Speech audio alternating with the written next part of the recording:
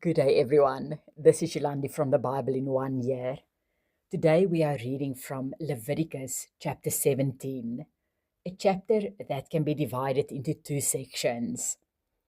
In section 1, from verse 1 to verse 9, we read about the laws regarding the place of sacrifice. God told Moses to forbid the Israelites from killing animals and sacrificing them somewhere other than the tabernacle. This didn't refer to the mere slaughtering of animals for meat, but specifically to the slaughtering of animals for the sake of making a sacrifice. With the building of the tabernacle in Exodus chapter 40, Israel had a centralized place of worship, something they desperately needed. Because if you consider that they haven't been out of Egypt for too long, you realize that they still had a bit of Egypt inside of them. And therefore, some Israelites were mixing their worship before God with pagan worship. We find the confirmation of this in verse 7. I'm reading it from the New International Version. They must no longer offer any of their sacrifices to the goat idols, to whom they prostitute themselves. This is to be a lasting ordinance for them and for the generations to come. In the Old Testament, spiritual unfaithfulness is often described as adultery or prostitution. The idea is that Israel was in a covenant relationship with God, and turning to other gods was a betrayal of that relationship. The Lord desires our faithful worship and not partial worship while we still cling to the world.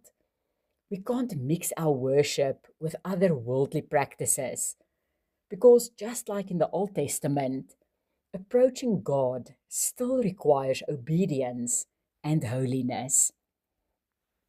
And therefore, God told Moses to say to the Israelites in verses 8 and 9, any man from the house of Israel or any of the strangers living temporarily among you who offers a burnt offering or sacrifice and does not bring it to the doorway of the tent of meeting to offer it to the Lord shall be cut off from his people, excluding him from the atonement made for them. The second section of this chapter we find in verses 10 to 16, where we read about the prohibition against eating blood. If any Israelite or person who lived amongst the Israelites intentionally ate blood, God would turn his face against that person and cut him off from his people. And we find the reason for this prohibition in verse 11 when we read, for the life of the flesh is in the blood, and I have given it to you on the altar to make atonement for your souls. For it is the blood that makes atonement, by reason of the life which it represents. So God basically explained that there was spiritual significance in the blood of an animal or person. David Guzik explains it as follows. This emphasized a powerful idea. Life belongs to God. God sets his face against that person who takes authority over life for themselves. Life depends on blood, is preserved by blood, and is nourished by blood. When enough blood leaves a body, life leaves a body. In the New Testament, Jesus Christ is understood as the ultimate fulfillment of this sacrifice. His death on the cross is seen as a final, once and for all sacrifice, where his blood is given to atone for sin, doing permanently what animal sacrifices only symbolized temporarily. We need to take sin as well as our forgiveness on the cross seriously.